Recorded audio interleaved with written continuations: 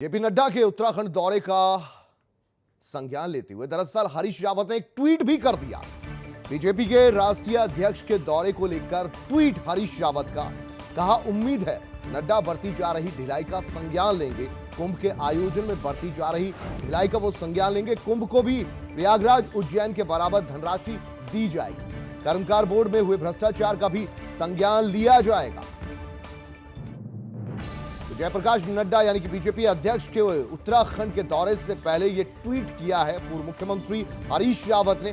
तंज दरअसल यहां पर कसा है कि उज्जैन में प्रयागराज में जिस तरीके से कुंभ का आयोजन होता है और बेपनाह प्रयागराज कुंभ पर राशि जारी की गई, क्या उसी तर्ज पर या हरिद्वार में भी कुंभ के लिए राशि जारी की जाएगी? नवीन पांडे हमारे संवाददाता और ज्यादा जानकारी इनसे लेंगे। नवीन, ये बताइए कि जयप्रकाश नड्डा पहुंच रहे हैं उत्तराखंड में, 4 दिवसीय दौरा है उनका, क्या कुछ कार्यक्रम उनके रहेंगे और इस बीच जो विपक्षी पार्टी है वो किस तरीके से निशाने साध रही है? बिल्कुल, आपको बता दूं कि जेपी नड्डा का 4 दिवसीय दौरा है जो 4 तारीख से हरिद्वार से शुरू होगा और देहरादून में समापन होगा। हरिद्वार में वो संतों का आशीर्वाद लेके, गंगा का आशीर्वाद लेके आगे बढ़ेंगे और अपना चुनावी शंखनाद करेंगे।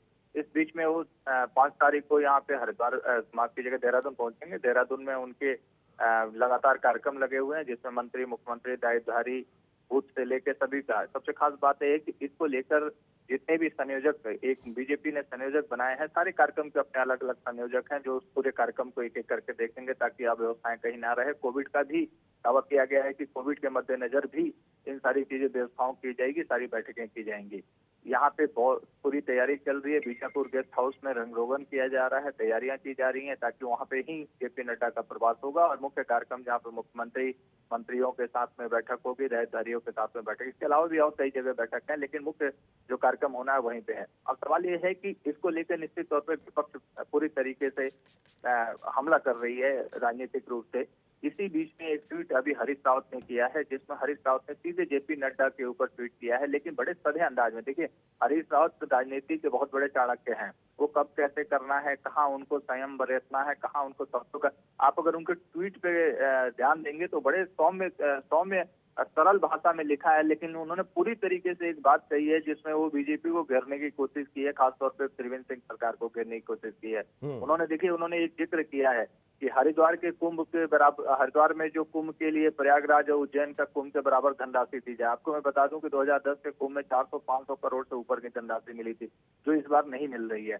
तो कहीं ना कहीं उन्होंने तो उस समय वो हरीश रावत जब थे तो उस समय सांसद हुआ करते थे हरिद्वार के, तो उसके जोड़ा, उन्होंने उसको जोड़ के एक तरह से कहा कि भाई आ रहे हैं तो कुछ पैसा दिलाएं ताकि यहाँ कुछ काम हो। इसके अलावा उन्होंने एक कथित भ्रष्टाचार जो कर्मकार बोर्ड में जिसके हरक सिंह रावत अध्यक्ष हुआ करते थे, बाद में त्रिवेंद्र सिंह रावत सरकार ने उन्हें हटा दिया था, तो उसको लेकर भी उन्होंने एक तरह से कह दिया कि धांधली हुई है इसमें, गरीबों का पैसा मारा गया, भ्रष्टाचार हुआ है, तो कम से कम उसको और भी देखे। मतलब जीरो टॉलरेंस की जो सरकार केंद्र में हो चाहे प्रदेश में हो, उसको लेकर भी यहाँ घेरने की कोशिश उन्होंने की है। अच्छा नवीन, उसके बाद तो उन्होंने ये बताइए कि कोई भी बड़े स्तर का नेता आएगा, सियासत तो जारी रहेगी और विपक्ष के पास ये मौका भी होता है अपनी सियासी पत्ते खेलने का, लेकिन सवाल यह है कि 4 दिवस का दरअसल ये दौरा है। 4 दिन अच्छे खासे दिन होते हैं उत्तराखंड में, वो क्या कुछ करने जा रहे हैं और 4 दिन बाद क्या क्रक्स क्या है इस पूरे दौरे का? जी बिल्कुल, देखिए इसमें बहुत साफ है कि वो नागालैंड से दौरा करना चाहते थे, लेकिन अचानक बदली परिस्थितियों में उनका दौरा जो है हरिद्वार से शुरू हो गया। पहले हरिद्वार भी इस दौरे में उनके शामिल नहीं था, देहरादून था 5, 6, 7 का, लेकिन 4 को वो गंगा, तो कई वो पूरी तरीके से इस दौरे की शुरुआत जो है यहीं से नहीं हो रही है। ये दौरा यहाँ से शुरू के पूरे देश भर में जाएंगे। जेपी नड्डा केवल यहीं आके और नहीं रुकने वाले, वो कई राज्यों में जाएंगे। इस तरीके का उनका प्रवास होगा। कारण ये है कि बीजेपी के संगठन को, बीजेपी का जो मौजूदा संगठन है बूथ लेवल से लेकर अपर लेवल तक का, उन सबको वो टटोलेंगे, जानेंगे धरातल पे क्या काम हो रहा है, मंत्री क्या काम कर रहे हैं। तो ये सारी चीजें वो अपना एक बायोडाटा तैयार करेंगे चुनाव से पहले कि किस तरीके से कहाँ क्या स्थितियां हैं और फिर आने वाले समय। तो कुल मिला के चुनावी मोड की तरफ से को लेकर, ये चुनावी मोड में एक तरह से जेपी नड्डा भी आ रहे हैं और बताने भी आ रहे हैं कि आप लोग पूरी तरीके से चुनावी मोड में आ जाएं, जो नहीं आया है वो आ जाएं। तो ये एक संदेश है, पूरी तरीके से देने की कोशिश है, उत्तराखंड से देने की पूरे देश भर में कोशिश होगी कि हम जो है बीजेपी मुस्तैदी के साथ जो है चुनाव मैदान में आने जा रही है। जी।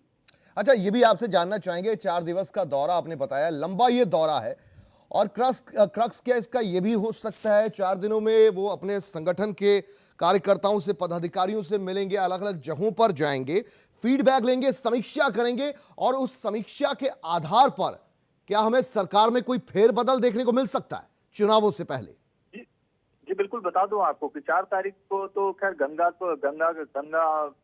दर्शन होना और संतों का आशीर्वाद देना है, वो एक अलग विषय है। लेकिन 5 तारीख से जो उनका कंटिन्यू दौरा है, 5 से लेकर 7 तक, वो वही बता रहा हूँ आपको कि बूथ लेवल से लेकर और मुख्यमंत्री लेवल तक की बातचीत हो रही है।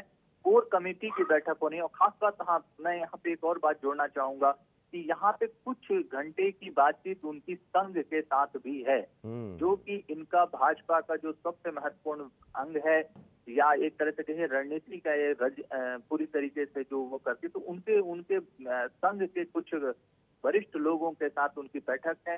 तो निश्चित तौर पे इसमें कहीं ना कहीं कोई रणनीति बनेगी।